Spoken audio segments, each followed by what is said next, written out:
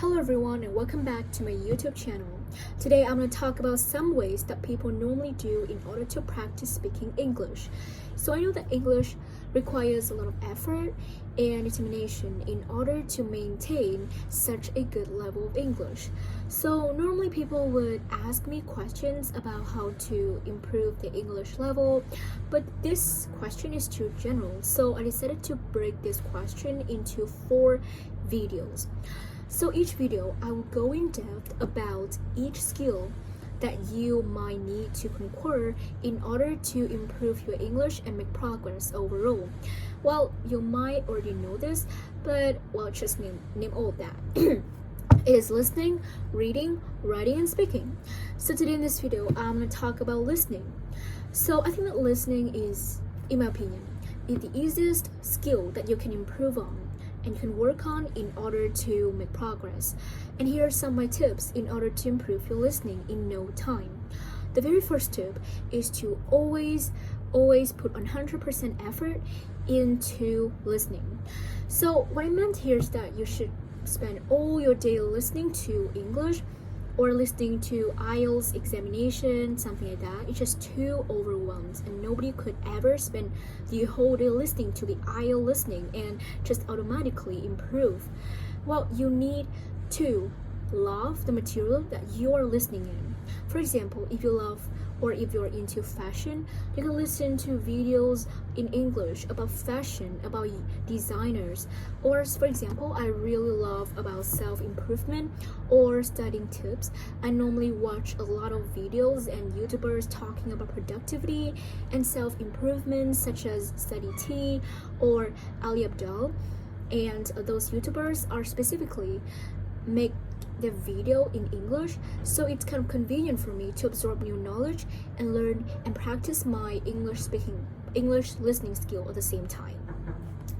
My number 2 tip is to improve your input. So what is input? Input is your listening and your reading skills. Means that the more input you have, the more progress and the more improvement that you will make. So input can be in form of vocabularies, it can be in form of flashcards or anything. So for me, I try my best to learn as many vocabulary as possible. I do not follow any kind of textbooks or reference books to retrieve new words from. I learn new words really randomly. Sometimes when I'm reading articles, I can pick up new words, but most of the time when I'm listening to TED Talks or any presentations in English, as soon as I finish watching this video, I will turn on the subtitles and pay attention to any new expressions or any complicated advanced words I've never encountered before and jot it down quickly with the definition and the examples for later revision. But the key thing here is that if you just wrote down new words and then you do not think about it at all, you will not improve anything.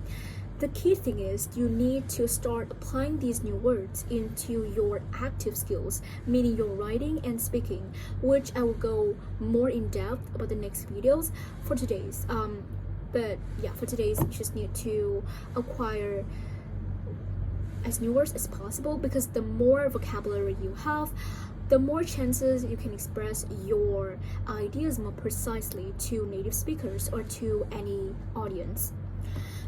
My number 3 tip is to read the transcript first. So this technique I've learned from a very well-known IELTS teacher and mentor in Vietnam. His name is Dang Trần Tung, and the most special thing about him that probably everyone in Vietnam knows is that he took the IELTS exam 5 times, and all the time he received a 9.0 overall in the IELTS examination, which was such an amazing accomplishment. And from that, I learned and retrieved a lot of valuable experience and lessons from him. And as you remember a video I learned about his technique to improve the IELTS listening level is that you read the transcript first. So now it might sound really weird and really kind of like it doesn't make sense, because this because like you're not allowed to read the transcript first. So what's the point?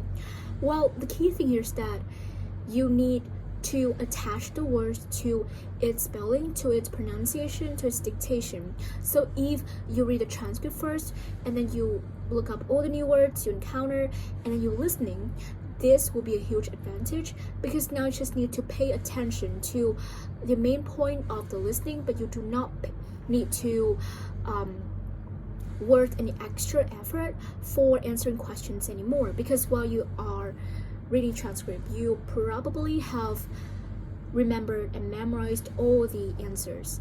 So the key thing here is that you actually improve your listening comprehension, but not your problem solving skills. Okay, so that's pretty much all thing I want to tell you about today. If you have any more questions, just feel free to comment down below and I'll make sure to check it out. Bye.